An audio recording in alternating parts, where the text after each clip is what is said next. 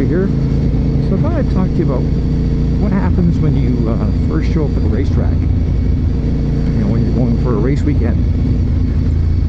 Now this is of course providing you remember to pack everything and bring your bike and your wallet, because you're going to need all that stuff. Well, when you first arrive, there is a Friday practice session. So if you arrive during the day, you show up and you have to park your vehicle, go into registration and register for the weekend.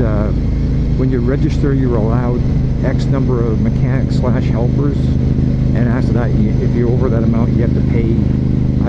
I can't remember, it was like $15 or $20 a person over top of that, and they'd all get a pit pass and whatnot. Then what you would do is you would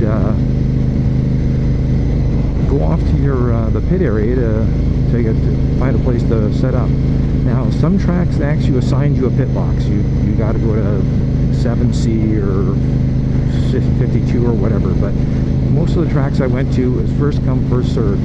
Now sometimes they roped off certain areas to reserve them for the factory teams and whatnot, but majority of the time it was like, you know, pick your spot. And you know, it's just like camping, because most of the racetracks we have, the pit areas are basically glorified campgrounds, you know, with dirt, mud, and whatnot. So you've got to make certain that you park in a place where you're not going to have a river full of water come down on you. Learned that the first race weekend.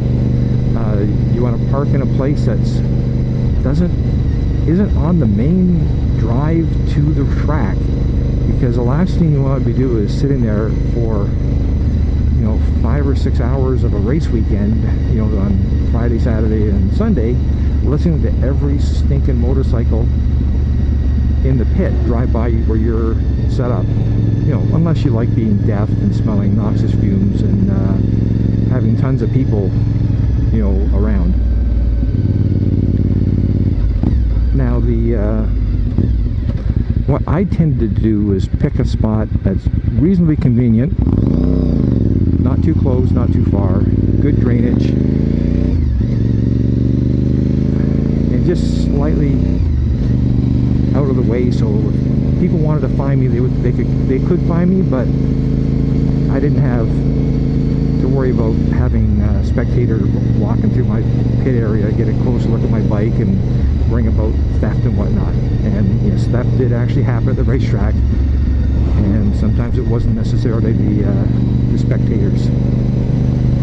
Now, you know, once you get yourself set up, you got to get your bike unloaded, and you have to send it off for a tech inspection. A tech inspection, you know, it's just like if you go to a track day, they want to make certain things are safety wired, they want to make certain things are, you know, done properly, but also they want to inspect all your gear. So in other words, you know, your leathers, to make sure there's no tears or loose stitches, your gloves, your helmet, and boots. And when I first started racing, back spine protectors had just come around, and eventually they wanted to make sure you actually had a spine protector. And once you got taken care of, they put a sticker on your helmet, they put a sticker on your bike, or 2 or 3, because each, depending on how many races you were going in, each sticker on the bike meant a different thing. I'm not going to go too much detail in it, because basically I never really cared. It was like, you know, you had the stickers or you didn't. Then what you got to do is find out if it's open practice. You can just basically go out to the track and they'll send you out. Most of the time the practices are broken down into certain bike types. You'd have situations where they don't let super bikes and, you know, Grand Prix motorcycles out, or they don't let production bikes out, and so forth. So it's like a case of you know, they don't want to have some guy on a, back then it would have been like an RZ350 or a little 400cc or a 600cc bike out there with full-blown factory super bikes, because bad things can happen because of the speed difference.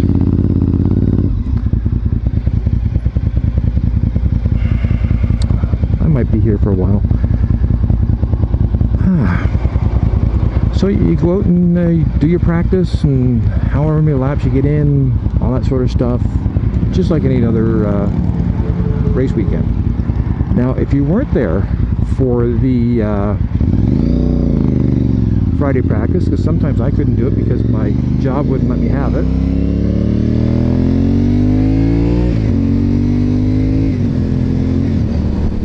There we go, now nice and cool.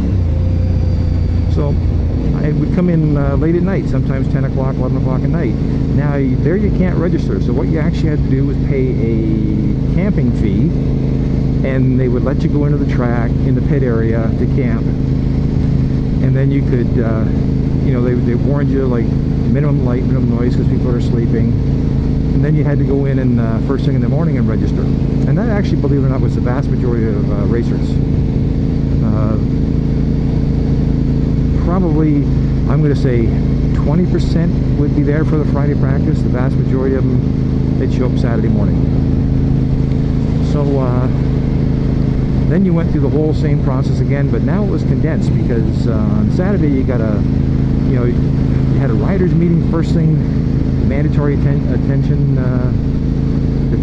to be there. I did a vlog about riders meetings. And then the next thing was you had, you know, to look at the schedule to see when you were allowed on the track, because now, it's now the race weekend, you're only allowed in the races that you're allowed in, and in the qualifying that you're allowed in. So if you're in a 250 race in qualifying, that's what you go out in. You can't sneak out in the 600 or 750 unless you've actually entered those classes. And necessarily, in some cases, you have to have the proper bike to do it. Some guys have more than one bike. So then you hustled, do your practice, working the bike, went out. Then you had a qualifier, which was like a little heat race, where you know, it could be 5 laps, it could be 10 laps. It sort of depends on what weekend, what track, and whatnot. Everyone was different. And that was it for Saturday. Then Saturday night, you usually got yourself all ready for Sunday, and then Sunday morning again, riders meeting, practice. Some tracks had noise restrictions, so it was kind of weird. My 250 race might be at 1 o'clock, and I might not be able to have my practice until 11, which really condensed the changeover. So if something was wrong with the bike, we were under a lot of pressure to get it fixed fast. But then go do your race, and hopefully you finish well, and then you're all set to repeat at the next racetrack. Now, not every racetrack ran the same way. One of the racetracks in Canada, Mossport, or Canadian Tire Motorsport Park, I think it's called now, is you showed up off hours, it's up. If you were sitting outside the gate, they wouldn't let you in. They didn't have any people at night to take admission and all that sort of thing, which really sucked. Like, had I known that, I would have shown up earlier, but I ended up sleeping in the back of my truck, you know, for like 6 hours before I could actually get in and get it set up and whatnot. You know, some tracks, yeah, they were just plain bad, and a lot of them aren't actually raced at anymore because the owners were just bad and the track was bad. But it was it's basically the same sort of rule and regulations, more or less. All different racetracks, they all sort of do the same thing. There'll be always little idiosyncrasies, but that's basically what happens. The one thing I used to do was if I had an early race, and say I raced at 1 o'clock, I would hustle like crazy to pack up and get the hell out of Dodge. If you were the last race was always for us it was always Superbike, because that was the big money